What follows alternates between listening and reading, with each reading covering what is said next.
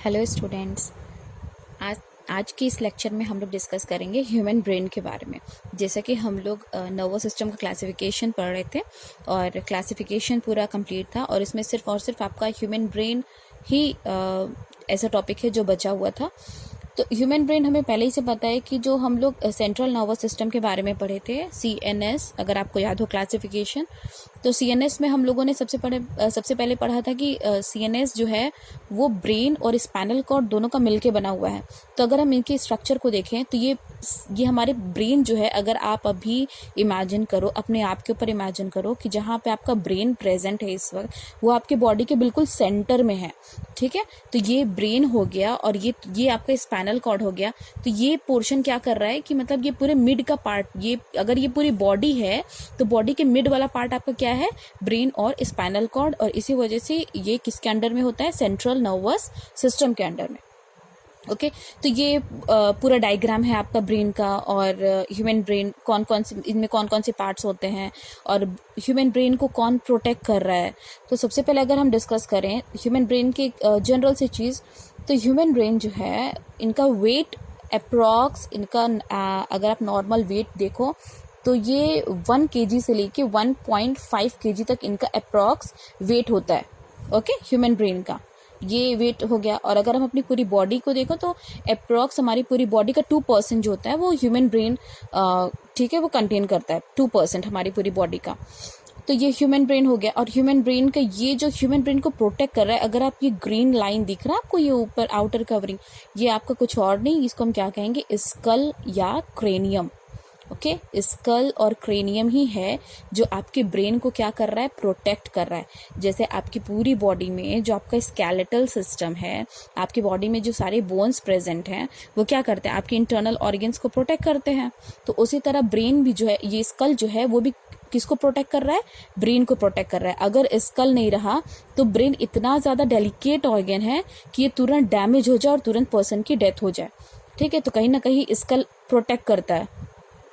तो स्कल को अगर हम स्कल के बारे में डिस्कस करें तो स्कल ओवरऑल, ये सिर्फ ये स्कल नहीं, ये मतलब ये पूरा फेस आपका, अगर आप जिसको हम लोग बोलते हैं ना, खोपड़ी बोलते हैं, ठीक, अगर आप देखो स्केलेटन को तो ऊपर वाला पूरा पार्ट जो देखोगे, जहाँ पे आपके आईज के बॉल सॉकेट भी होते हैं, जहाँ पे जॉज भी प्रेजेंट होते हैं, सारी चीजें प्रेजेंट होती है। ठीक है, तो वो पूरा पार्ट क्या होता है, उसको हम बोलेंगे स्कल या क्रेनियम। ठीक है, तो स्कल और क्रेनियम जो है वो किसका, कितने बोन्स का मिलके बना होता है, वो 22 बोन्स के बने होते हैं। ठीक है, वो 22 बोन्स के बने होते हैं। और उस 22 बोन्स में जैसे हम यहाँ पे आपको बता रहे हैं, ये कितने बोन्स के बने होते हैं, 22 बोन्स के बने। ठीक है बच्चा, उस 22 बोन्स में ये जो अपर पार्ट है, ठीक है, ऊपर के पार्ट में, तो ऊपर का पार्ट जो है उसमें सिर्फ और सिर्फ 8 फ्लैट बोन्स पाए जाता है। ठीक है, 8 फ्लैट बोन्स, जो कि पूरा आपका क्रेनियम ये जो बना रहा है, जो आपके ब्रेन को प्रोटेक्ट कर रहा है, वो 8 फ्लैट बोन्स हैं। 8 यहाँ पे हैं और बाकी जो फेशियल पे हैं, जो जिनको हम फेशियल बोन्स कहते हैं, ठीक है, फेस पे जितने भी आपके बोन्स हैं वो टोटल कितने हैं, 14 हैं। तो आपका 8 और 14 पूरा मिला के स्कल पे कितने बोन्स हो गए, 22 बोन्स हो गए। तो ये हो गया स्कल क्रेनियम। ओके, अब आप इनके पार्ट को देखोगे तो मेजर जो आपके सिलेबस में है, क्लास 10 के सिलेबस में है, मेजरली अगर आप देखो तो आपको इसमें किन किन चीज़ों के बारे में पढ़ना है जहाँ से क्वेश्चंस बनते हैं बोर्ड एग्जाम में। तो एक तो हो गया आपका सेरेब्रम। ब्रेन को अगर देखिए आप लोग तो ब्रेन जो है वो 3 पार्ट में डिवाइड है। ठीक है, एक दो मेन मतलब 3 रीजन्स में डिवाइड है। एक हो गया आपका फोर ब्रेन हो गया, मिड ब्रेन हो गया और हिंड ब्रेन हो गया। ठीक है, तो फोर ब्रेन में जो है आपका, फोर ब्रेन में मोस्ट इंपॉर्टेंट जो है वो आपका सेरेब्रम हो गया, थैलेमस हो गया, हाइपोथैलेमस हो गया, ये आपको दिख रहा है ना, ये सारा इसमें आ जाएगा, आपका फोर ब्रेन में आ जाएगा। तो अभी फंक्शन इनके हम देखेंगे कि इनके फंक्शंस क्या क्या हैं। तो अगर हम सबसे पहले अगर हम सेरेब्रम की बात करें तो सेरेब्रम, पूरे ब्रेन में सबसे ज्यादा पोर्शन आपको किसका दिख रहा है, सेरेब्रम का ही दिख रहा है ना। ये देखो, ये पूरा एरिया जो है ये पूरा सेरेब्रम किया हुआ है। तो पूरे ब्रेन का 85% जो होता है वो कौन कंटेन करता है, सेरेब्रम कंटेन करता है। 85%, ये पूरे ब्रेन का 85% कंटेन करते हैं। ठीक है, सबसे ज्यादा इन्हीं के होते हैं और उसके बाद आपका मिड ब्रेन और हिंड ब्रेन होता है। ओके, बाकी के जो 15% बचते हैं, 15% जो बच रहा है वो आपका मिड ब्रेन और हिंड ब्रेन हो जाता है। तो ये देखो, अब अगर आप सी, ये तो साइड स्ट्रक्चर ना, साइड व्यू है ब्रेन का। अगर आप ऊपर से देखो तो ऊपर से अगर आप ब्रेन को देखोगे तो बिल्कुल जैसे आप लोग आई थिंक वॉलनट तो बहुत खाए होंगे, ठीक है। वॉलनट को अगर देखो, वॉलनट सब जान रहे हो ना किसको बोलते हैं, अखरोट को बोलते हैं, ठीक है। अगर आप देखो तो इस तरह का ऊपर से ब्रेन दिखाई देगा, मतलब एक ये हेमिस्फीयर हो गया, एक ये हेमिस्फीयर हो गया, ठीक है। तो ब्रेन जो है मतलब ये हेमिस्फीयर हो गया, ये हेमिस्फीयर हो गया, और ये दोनों हेमिस्फीयर जो होते हैं ये बंडल ऑफ नर्व फाइबर से कनेक्टेड होते हैं, जिनको हम क्या कहते हैं, ये कॉर्पस कैलोजम। ये दिख रहा है, ये इस तरह, ये तो आपका साइड व्यू है। अगर आप ऊपर से देखोगे तो यही है जो दोनों हेमिस्फीयर को, एक ये हेमिस्फीयर हो गया, एक ये हेमिस्फीयर हो गया, इन दोनों को क्या करेगा, कनेक्ट करके रखेगा, ठीक है। तो ये हो गया आपका corpus callosum, okay, bundle of nerve fibres, ये कॉर्पस कैलोजम हो गया। अब ये सेरेब्रम में देखो, सेरेब्रम में कितने रीजन्स में डिवाइड है, कितने लोब्स में डिवाइड है सेरेब्रम, देखो जिनको मैंने हाईलाइट किया है, ये पूरा सेरेब्रम का पार्ट आपको दिख रहा है। सबसे पहला आ गया आपका फ्रंटल लोब, फिर पैराइटल, ये एरिया सबसे पहला, ठीक है, सबसे पहला फ्रंट वाला एरिया, फ्रंटल लोब, उसके बाद वाला आपका पैराइटल लोब हो जाएगा, उसके बाद आपका लास्ट वाला ये ऑसिपिटल हो जाएगा, और उसके बाद एकदम लास्ट जो है वो आपका टेम्पोरल हो जाएगा, टेम्पोरल ये एरिया, ठीक है। तो स्टार्ट आपका फ्रंटल से हो रहा है, पैराइटल से हो रहा है, फिर ऑसिपिटल, फिर ये द टेम्पोरल। तो ये सारे क्या है, सेरेब्रम के अलग अलग रीजन्स है, और इनके सब रीजन्स के अलग अलग फंक्शन है। जैसे आप जो है आप कि देखो आपकी बॉडी जो है बहुत सारे फंक्शंस जो है परफॉर्म करता है, ब्रेन तो बिल्कुल सेंटर है भाई, मतलब वो नहीं है तो मतलब ह्यूमन बींग्स कुछ नहीं कर पाएंगे। तो ब्रेन जो है आपका, जो सेरेब्रम है, सेरेब्रम बहुत ज़्यादा फंक्शन परफॉर्म करता है। जो आप सोचते हो, ठीक है, जो आप जजमेंट लेते हो, और जो आप याद रखते हो हमेशा, मेमोरी जो है आपकी, ओके। और कभी किसी चीज़ को पेन होना, ठीक है, कभी कोई टच कर दिया, और कलर को रिकॉग्नाइज करना कि हाँ ये रेड है, ये ब्लू है, ये ब्लैक है, मूवमेंट्स की मतलब आपको मतलब किस तरफ जाना है, किस तरफ नहीं जाना है, ठीक है, मतलब ये सारी चीज़ें, मतलब डिसीजन लेना A to Z, जितना भी थिंकिंग वाली चीज़ें हैं, ये कौन कंट्रोल करता है, ये सेरेब्रम कंट्रोल करता है, ठीक है, जो कि फोर ब्रेन में आता है। मिड ब्रेन से आपके ज़्यादा क्वेश्चंस बनते नहीं हैं। मिड ब्रेन में आप देखोगे इधर ये दिख रहा है आपका, ये पोर्शन, ये पोर्शन आपका मिड ब्रेन हो जाएगा, जहाँ पे आपका टेम्पोरल लोब भी कहीं ना कहीं अटैच्ड होता है, ठीक है, ये टेम्पोरल लोब। तो इनके फंक्शंस, टेम्पोरल लोब के और मिड ब्रेन के फंक्शंस मिलते जुलते हैं, ओके। जिनका ज़्यादा फंक्शन होता है विजन से, मतलब देखना, सुनना, और मोटर कंट्रोल हो गया, सोना, जागना, अराउजल, अलर्टनेस, ये सारे हो गए आपके ये इधर मिड ब्रेन के हो जाएंगे, ठीक है। और ये देखो दिख रहा है आपको, मिड ब्रेन, पॉन्स, मेड्यूला, ये तीनों एक लाइन से क्या बनाते हैं, ब्रेन स्टेम बनाते हैं। ये क्वेश्चंस आपके एमसीक्यूज में पूछ सकता है, तो आप इसको जरूर से देख लेना। और ग्लैंड्स पाए जाते हैं हमारे सबसे अभी आप पढ़ोगे आगे इसी चैप्टर में, ठीक है, सारे ग्लैंड्स के बारे में पढ़ेंगे हम लोग, हार्मोन्स के बारे में स्टडी करेंगे कि इनके क्या फंक्शन है। तो पिट्यूटरी ग्लैंड, जिनको हम मास्टर ग्लैंड कहते हैं, ठीक है। अब ये है, इनकी साइज तो बहुत छोटी सी, देखो यहाँ पे बिल्कुल मतलब होता है ना, what is the location of pituitary gland, pituitary gland is located at the base of brain, पूरे ब्रेन के बेस पे प्रेजेंट होता है पिट्यूटरी ग्लैंड। इनको हम मास्टर ग्लैंड कहते हैं। मास्टर ग्लैंड क्यों कहते हैं, ये जब हम हार्मोन्स चैप्टर पढ़ेंगे, मतलब हार्मोन्स के बारे में जब स्टडी करेंगे तब हम आपको बताएंगे कि पिट्यूटरी ग्लैंड को मास्टर ग्लैंड क्यों कहा जाता है, ओके। तो ये हो गया पिट्यूटरी ग्लैंड। यहीं पे आपका एक छोटा सा एक और ग्लैंड जिनको हम पीनियल ग्लैंड भी बोलते हैं। ये जो ब्लू पोर्शन आपको दिख रहा है, जिनको हम बोलते हैं सेरेबलम, जो कि हिंड ब्रेन का पार्ट है। अगर आप हिंड ब्रेन, फोर ब्रेन में तो देखो आपका सेरेब्रम, थैलेमस, हाइपोथैलेमस ये आ जाएगा फोर ब्रेन में, ठीक है। मिड ब्रेन में आपका बहुत ज्यादा पोर्शन है नहीं मिड ब्रेन, ठीक है, तो मिड ब्रेन आपको नहीं लर्न करना है। और अगर आप हिंड ब्रेन पे आ जाओ, लास्ट वाला हिंड ब्रेन, तो हिंड ब्रेन में आपका क्या क्या है, सेरेबलम है, मेड्यूला है, और पॉन्स है, ठीक है। मतलब सेरेबलम, ये पॉन्स और ये मेड्यूला, ये इतना पोर्शन आपका क्या बनाता है, हिंड ब्रेन, ठीक है, साइड वाला, एकदम लास्ट वाला।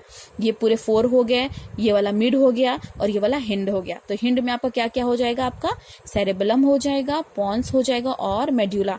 ये तीनों मिलकर आपका क्या बना रहा है, हिंड ब्रेन बना रहा है, ठीक है। अगर हम यहाँ पे साइड में लिखते हैं कि हिंड ब्रेन क्या क्या बना रहा है, मतलब किस किस चीज को कॉन्स्टिट्यूट कर रहा है अपने अंदर, तो हिंड ब्रेन किसको कर रहा है, सबसे पहले ये कर रहा है सेरेबेलम को कर रहा है, ठीक है। सेरेबेलम के साथ साथ ये किसको कॉन्स्टिट्यूट कर रहा है, ये पॉन्स को कॉन्स्टिट्यूट कर रहा है, और पॉन्स के साथ साथ ये किसको कर रहा है, मेड्यूला को कर रहा है, ठीक है। तो इसको भूलिएगा नहीं। और फोर ब्रेन आपका क्या है, फोर ब्रेन सेरेब्रम हो गया, थैलेमस, हाइपोथैलेमस, ये आपका फोर ब्रेन हो गया। ओके, तो fore brain, mid brain, hind brain, ये अलग अलग रीजन्स हैं ब्रेन के।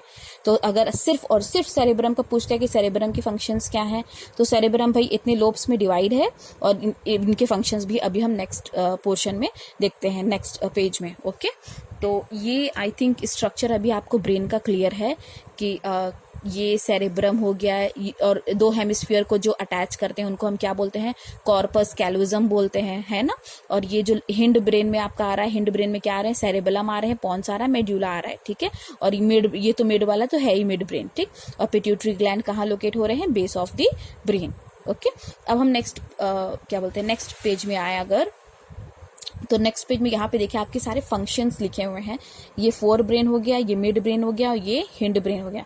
तो फोर ब्रेन में बताया था कि फोर लोब्स हैं, सेरेब्रम, ठीक है, सेरेब्रम में फोर लोब्स हैं, फ्रंटल, पैराइटल, ऑसिपिटल और टेम्पोरल, ठीक है।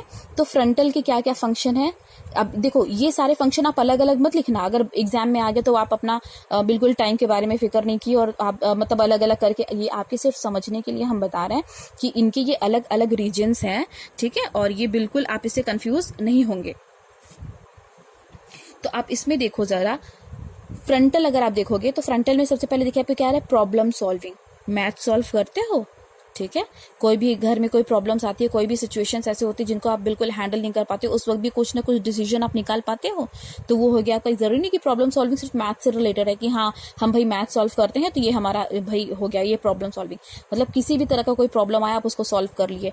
इंटेलेक्चुअल एक्टिविटीज, ठीक है, अपनी इंटेलिजेंसी को दिखाना, एक मतलब किसी भी काम में अपना दिमाग लगाना। Attention, judgement, behaviour, muscle movement, ये आपका फ्रंटल का है, ठीक है। पैराइटल में आप देखो तो पेन, प्रेशर, टच, ये सारे फंक्शंस, ठीक है, ये सारे फंक्शंस कौन कर रहा है, पैराइटल लोब कर रहा है। ऑसिपिटल क्या कर रहा है, रिकॉग्निशन ऑफ कलर, कलर को पहचान रहा है, वर्ड्स को पहचान रहा है, ABCD है कि क ख ग घ है कि 1 2 3 है, क्या है, ठीक है। और उनके मूवमेंट्स को पहचान रहा है, अपने आपके मतलब ये सारे कलर, सपोज मान लो ग्रीन कलर हो गया, रेड कलर हो गया, ऑरेंज कलर हो गया, ये सारे कलर अगर कंटिन्यूसली रन कर रहे हैं आपको उसमें से आइडेंटिफाई करना, आप तुरंत क्या करोगे, आइडेंटिफाई कर लोगे कि हाँ ये रेड है, ये ग्रीन है, ये ऑरेंज है। ओके, अब आप यहाँ पे आ जाओ, टेम्पोरल। टेम्पोरल क्या करता है, वही जो आपका ऑलमोस्ट जो मिड ब्रेन का फंक्शंस होता है, विजुअल और ऑडिटरी। ओके, विजुअल मीन्स देखना, ऑडिटरी मीन्स हियरिंग। ओके, तो ये आपका सेरेब्रम का पूरा फंक्शन हो जाएगा, आप इस पे बिल्कुल कंफ्यूज नहीं होना। इसमें से कोई भी 4-5 उठा के आप लिख दोगे तो आपको फुल मार्क्स मिल जाएगा। जरूरी नहीं कि आप लोब वाइज लिखो, ये फ्रंटल का हो गया, ये पैराइटल का हो गया, ये सिर्फ आपके समझने के लिए हमने बताया, ठीक है। आप बिल्कुल अलग अलग मत करिएगा अगर एग्जाम में पूछता है। अगर एग्जाम में पूछता है कि what is the function of cerebrum, तो बिल्कुल आप एकदम शॉर्ट में लिखेंगे कि हाँ thinking, memory, recognition, okay, pain, pressure, touch और attention, judgement, behaviour, problem solving, intellectual activities, ये पूरे आपके सेरेब्रम के हो जाएंगे। अब आप मिड ब्रेन पे आ जाओ, तो मिड ब्रेन में वही मिड ब्रेन आप देखे थे कहाँ है मिड ब्रेन आपका, तो देखना, ठीक है, विजन, ठीक है, जो विजन के लिए, देखने के लिए, सुनने के लिए, आपकी बॉडी की मोटर कंट्रोल्स जो है, मसल्स के मूवमेंट है, ठीक है, टेम्परेचर रेगुलेशन, तो मतलब थोड़ा बहुत देखो टेम्परेचर रेगुलेशन के लिए आपका मिड ब्रेन भी होता है। और जो आपकी बॉडी के टेम्परेचर के जो होते हैं, टेम्परेचर रेगुलेशन का मोस्टली जो होता है फंक्शन वो हाइपोथैलेमस करता है। ये हमने यहाँ पे नहीं लिखा लेकिन आप नोट कर लेना। अगर कभी पूछा कि आपकी बॉडी मतलब which part of your brain controls body temperature, तो आप पहले प्रेफर करोगे हाइपोथैलेमस को और उसके बाद आप मिड ब्रेन पे आओगे, ठीक है। तो आप हाइपोथैलेमस को पहले प्रेफर करना। तो अब आप आ जाओ हिंड ब्रेन पे, ठीक है।